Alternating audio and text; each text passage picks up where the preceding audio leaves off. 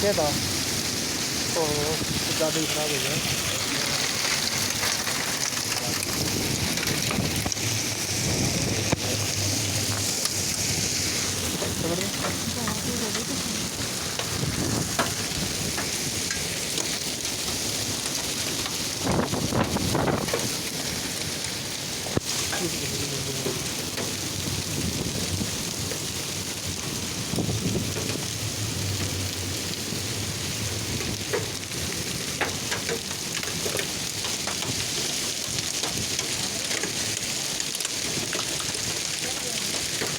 फसल और खराब करेगा बस।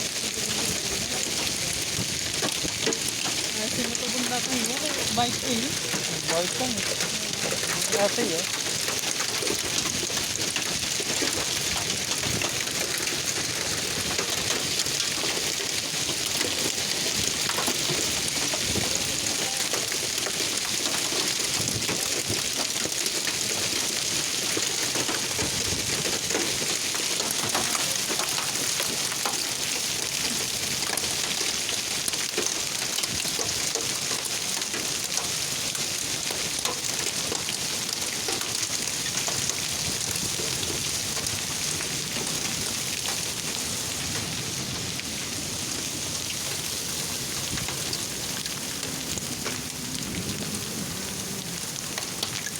नुकसान करेगा इन लोगों का।